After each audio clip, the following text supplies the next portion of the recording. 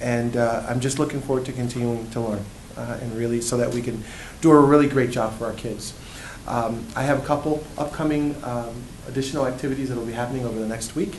We'll be doing some more work with business leaders, just trying to get out and talk to people from the community who are leading business ventures in the community. Also, we'll be talking with more parents and just community members in general. So just continuing to work on that whole entry plan, and things are going very well. Some questions around field trip approval. So just wanted to share that back in last October there was a presentation given to the board, and there's some information in front of you on the table. Joe gave this presentation just wanted to kind of review the approval process that happens for field trips. Whenever we have just a walking field trip, that's a trip that goes through, for approval, the teacher and also the principal. Principal is the one who gets the final say on that, basically. If there are some school day field trips, again, the teacher, the principal, but also the superintendent is now a part of that piece there. For overnight field trips, teacher, principal, and superintendent approves those trips. And then those out-of-the-country field trips are approved by the teacher, the principal, superintendent, and Board of Education. Board, I want to make sure that you understand if we're going to be doing some trips, especially those that are out of the state, I will be coming back to let you know that. We currently have a trip that's coming up going to Disney with some of our cheerleaders towards throughout the year here. And so we'll definitely be making sure that you are aware of what's happening, what's going on. But these are the approval pieces with regard to trips. There are some trips that are fundraised for. If they are school-sponsored trips, we try to pay for those to the greatest extent. As a part of my report is the New York State assessment results. So the results came out, the data was flat. The average score was between 30 and 35% of kids that. Then with math, we saw that there was much more progress. Sufficient on these exams. In our district, we had some grade levels that were in the high 60s or the low 50s, basically. So even with those scores, they were the highest amongst the region, basically. The average score, just so you know, amongst the state, last year, there was 34% proficiency range, basically. So, a rate, excuse me. So Wayne did well compared to others last year and continues to do well compared to many even in the region. So the scores are out there. At our next board meeting, we'll come back and Joe and I will give you a presentation about the scores and how we did as a district. And we'll look at subgroups of kids and just share with the board our progress. And we'll continue to work with our students and our staff. I honestly believe that Wayne has a really strong staff that will not only be able to meet the challenges around the Common Core, but that will exceed those challenges. I think our kids, we continue to work together and we look at our curriculum and our instruction and continue to work with our teachers who are really at the forefront of this. I think we'll do a really nice job. So we'll be back in September and we'll share more about this whole piece around the exams. And there are some also newspaper articles out there, if you saw in the DNC. Good evening. So tonight, going out in the mail at the beginning of September, and we will start our tax collection. 15 school year came in at to move around into any reserves. $22,000 short of the 4%. So still in good financial shape, but with the things that we've discussed over the last year with Gannett and whatnot, we want to make sure we're in the best shape moving forward as the Gannett challenges face us. Greg, if I can just add, so board, this I know the goal was that we would spend 96% of our budget. This is actually 97% that has been spent, okay, in terms of the budget. So, the 4% we didn't reach, but we did. The goal was to make sure that the expenditures that we were expending as we moved along, and Greg and his team have done that to make sure that that's there. And as he mentioned about, Gannett and things that are happening, one of the things we want to think about is that percent that we hold over, because we do want to be very fiscally conservative and make sure that we're ready in case something happens with the Gannett. But at least at this time, the message that we want to make sure that you and the community get is that Greg and his team heard you loud and clear. We not only did the 96, but it's actually 97%. So, he met the goal of making sure that what we brought in, we actually utilized it. Okay. And if you remember, during the budget development time, we we anticipated what our estimated tax rate would be based on the information we had at the time.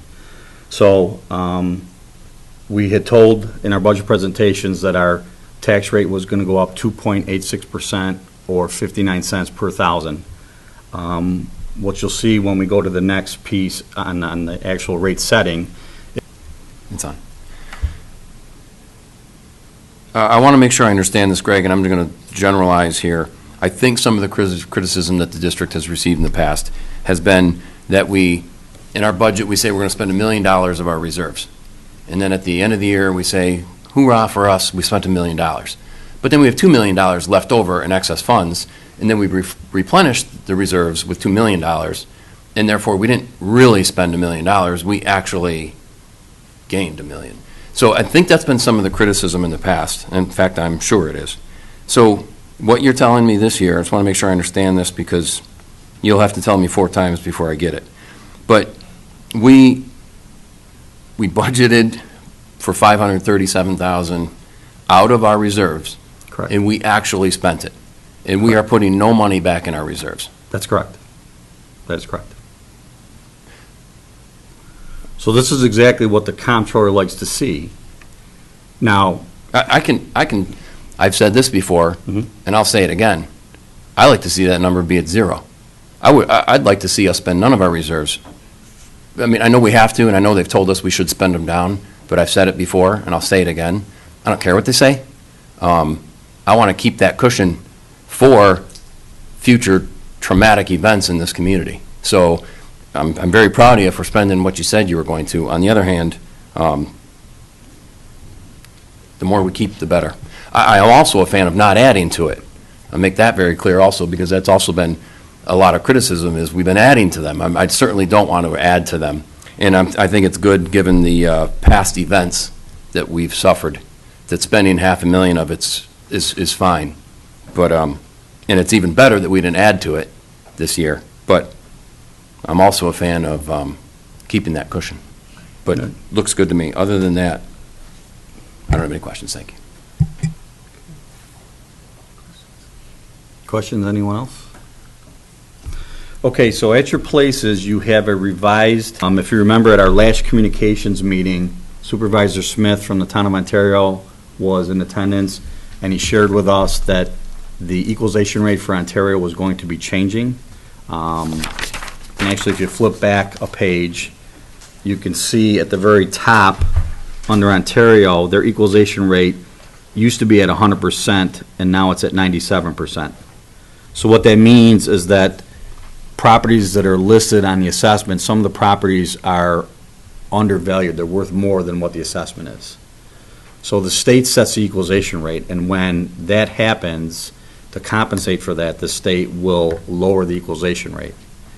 The impact that has, you take that 97%, you divide it into the 600, and Amy, can we go back? You divide that into the assessed value, and it actually gets taxed as if the value was 680 million instead of 660. That's how the state adjusts for that. So I don't know exactly, because he didn't go into great detail back then. He did explain it to, I think there was about 4 or 5 board members that were there. So the Ontario tax rate is going up higher than what we anticipated, but through something that we have absolutely no control over. The board sets the levy, which is 1/3 of the equation. The assessed values come from the towns. The equalization rate comes from the state. All 3 of those are part of the formula to set the tax rates. And that has a bearing on what that actual tax rate is over there. But if you flip back to the second page, you can see that our projected, our true value tax rate, 4 of our 100% comes from Ontario. Macedon is, and you can find that information on the top of moving forward and some of the things, and the board knows, you know, Mr. Carlovati had shared some of life of the 4-year pilot. So that will be a bit of a challenge for us, but. Great. And we'll certainly come back to the board and share with the board and have some discussion as to what the next steps are as we move forward over the next couple of years, for sure. I got another question. Sure. I'd like to go backwards to the first page. I Okay. was listening to the last of it. It says excess fund balance is 0. Yes. But again, the actual number at the end of the year that was left over was 2.8 million.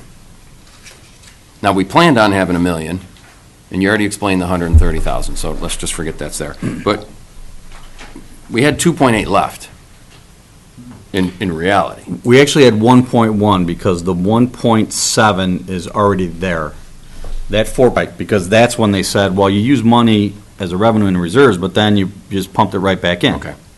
Which in essence is true, but there's a 12-month gap between when you use it and when you put it back in. But theoretically, what they say from a theoretical perspective is true. But I can tell you that if you look at your revenues and your expenses, 43 million in expenses and 40 million in revenue, you can't continue to do that. In a perfect world, you want that revenue and expense number to be very close. As you tighten down the budget, instead of having a discrepancy there and having money on the bottom, you really want those two numbers to be pretty close together. And if at all possible, you want to try to keep the expenditure piece lower than the revenue piece. So you're spending more, according to this, than what you've actually pulled in. Right. Okay, thanks. One more, Greg. Yes, Tim. Looking forward, refresh my memory, what was our goal for next year then? Weren't we going lower when we were looking at the budget? We were doing the budget. Lower for? The target, I remember. Well, the money so I am now counting on our The administrators, they hope, won't be spent. next year to start services for the child.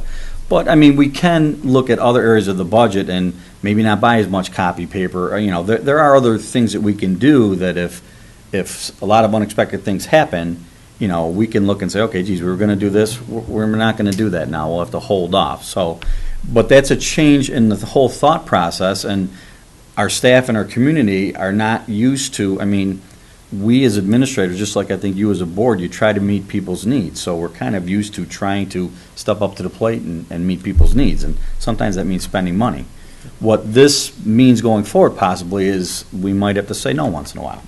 No, and Which is okay as long as it's, And one of the things that Greg and I have talked about, and with the administrators, and we'll continue to talk about, is, we want them to really have a plan at the beginning of the year, because again, you only had that little amount put into that budget.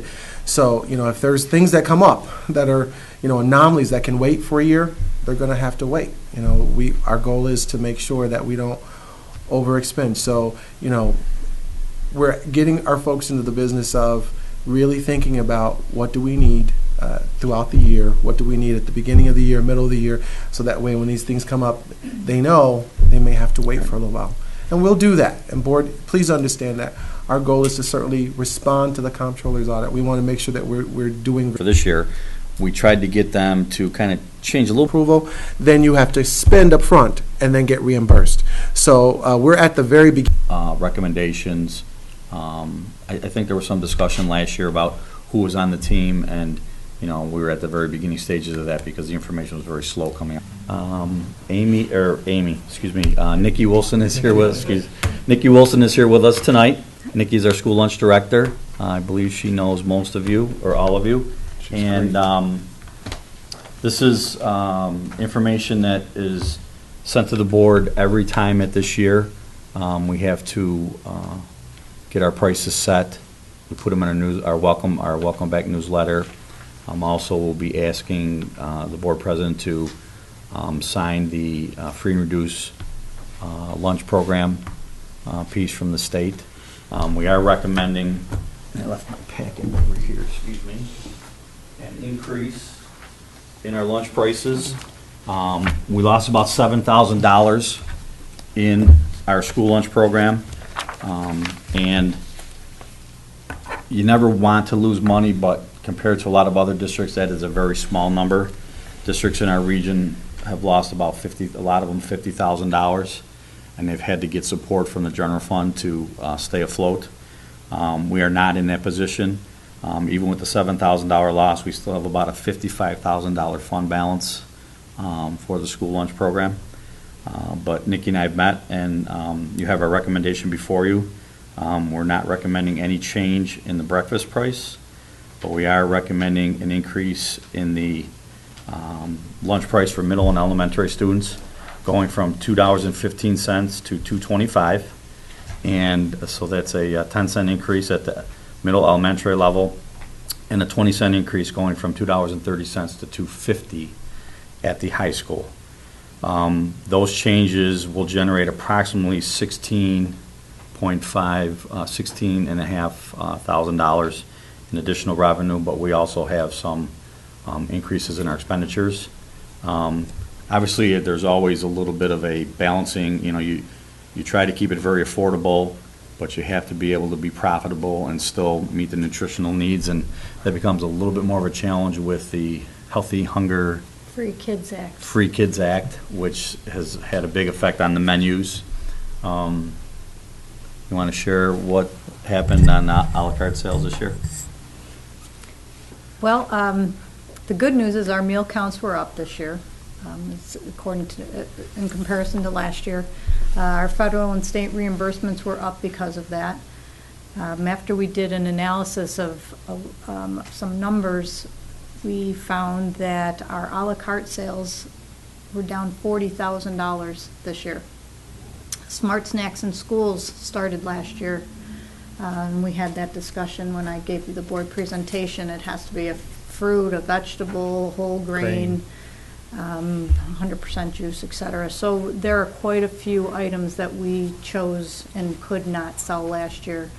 One of the things that I've been really just trying to pinpoint what that is. It's in the middle in the high school, obviously. A majority of it, $28,000 was in the high school. Some of the items that we could not sell anymore were soft pretzels and cheese sauce. And one of the things, a conscious decision I made last year when we did the rebuild of middle school and high school kitchens is I eliminated ice cream. I always said I'm not in the ice cream business. I'm in the food business and the meal business. So thus our meal counts increased, but our a la carte sales were severely suffered.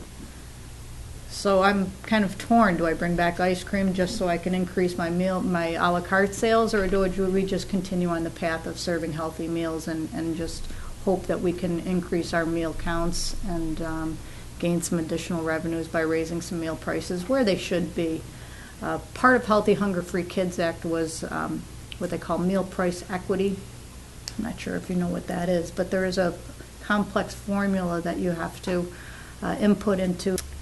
We would only have to go up 10 cents at the high school. That brings us to $2.40. If by chance we are financially solvent next year, we may not have to raise lunch prices since we are going up that and rounding up. So that's our hope. I have a question on when did you start doing the vending machines part of it? Vending machines have been in effect since, I think, 2008. Okay, now, was there any increase in that? Or what kind of stuff is that, and did the kids buy that Everything instead on of the other campus, a la everything carte? sold on campus during the school day has to meet that smart snacking in schools requirement. But there's pretty good revenue from those? And honestly, we have a new treasurer, and I've asked her to start tracking that. So this year was the first year we've separated those vending beverages and food out from our a la carte sales. It was all lumped into that figure in the past. So this year we have a benchmark to go by next year. I'm sure those sales did suffer as well. Okay, thanks. The food you're allowed to put in those vending machines can't be Twinkies and Ho-Hos and Red Bulls, right? I still can't get past that. But Twinkies aren't whole grain. I don't think the Red Bull is either. Red Bull's caffeinated. We can't Yeah. sell I'm still so caffeinated distracted. I was beverages. distracted 6 months ago when you talked to us about it. I still am. But I was Still hoping the bothers answer. you. Yeah, it does. I was hoping the answer would be different. Those cookies that you had for dinner were whole grain. I didn't have one. It just so happens I'm eating healthy. But anyway, I totally lost my train of thought. Oh, so if we can't serve the good stuff, then how is it? The kids get older.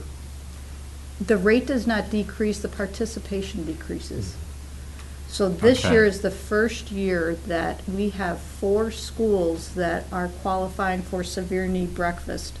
And the way you reach that status is based on your lunch participation. So if your lunch participation is 40% or more free or reduced, then you qualify for severe need breakfast status. Okay. That's going to give us another 31 cents for breakfast in reimbursement. So that's great.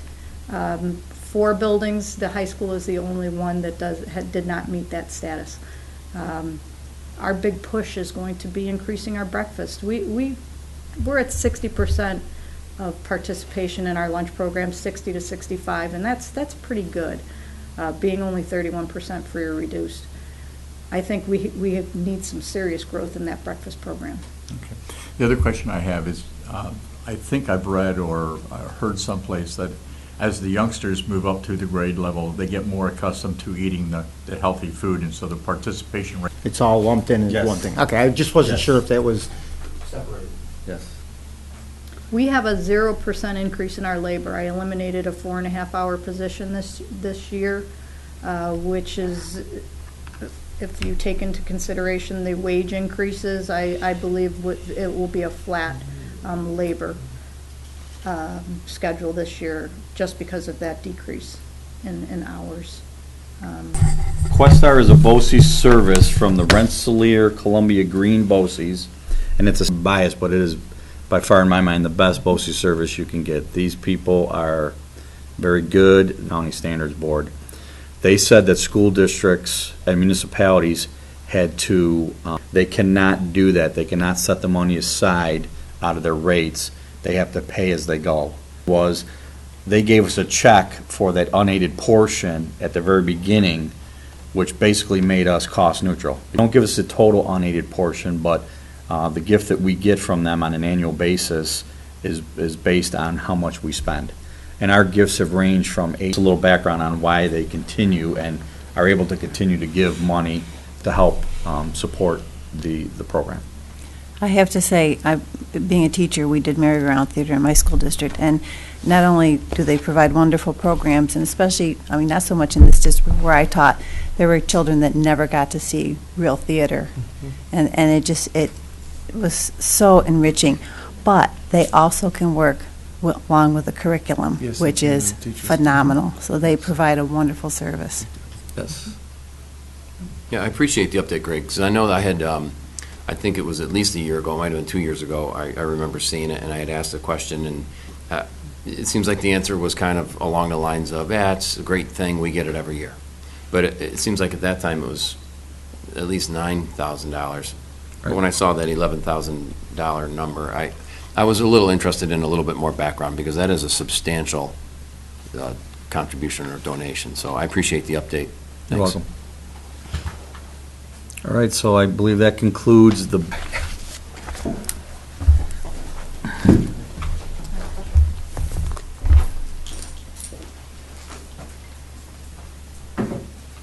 Now to go to board business. The first item on the agenda is to approve the revised board meeting schedule.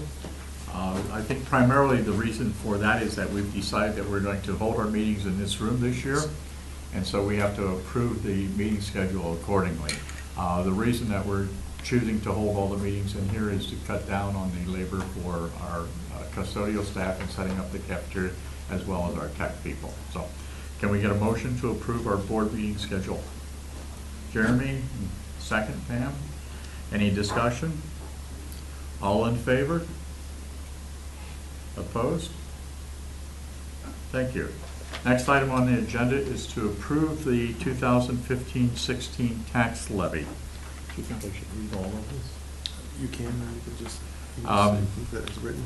Let me tell you that we do have a written resolution, and rather than read all of it, it is a resolution for the levy of 2015-16 school taxes, where the amount authorized to be raised for school tax purposes for the 2015-16 school year for the current school year budget is a sum not to exceed $20,357,017.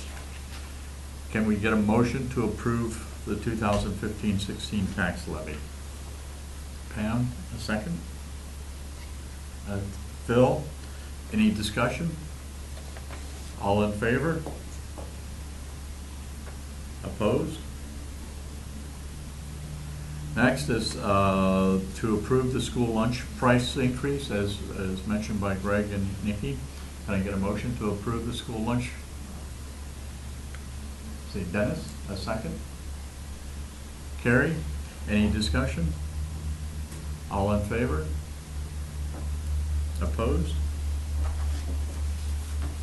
Next is to approve an agreement with Quasar.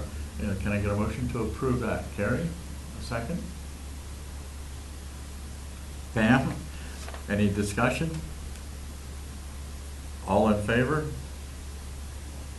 Opposed? None? Thank you. Next, PSE Treasurer's Report Minutes Meetings, Gift to the Districts, Wayne Finger Lakes Transportation Contract and Budget Transfers. Can I get a motion to approve? Dennis? Gary? I volunteered Dennis, I meant Jeremy. There's no discussion on I that? could have a discussion on that.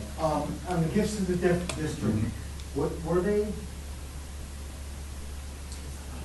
It was the merry-go-round donation, and the second gift was a Park bench from the Wayne soccer alumni that donated a park, not a park bench, it's a table. Picnic table. Picnic table. Uline for picnic table. concession stand. Yes. I just wanted to mention that Okay.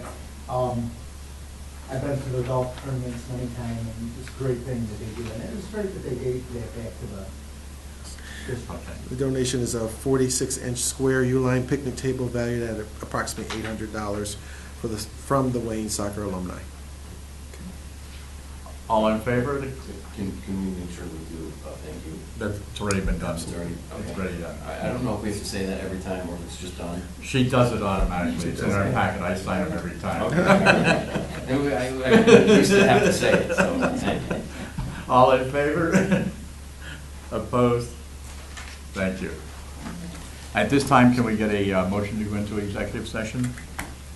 Dennis?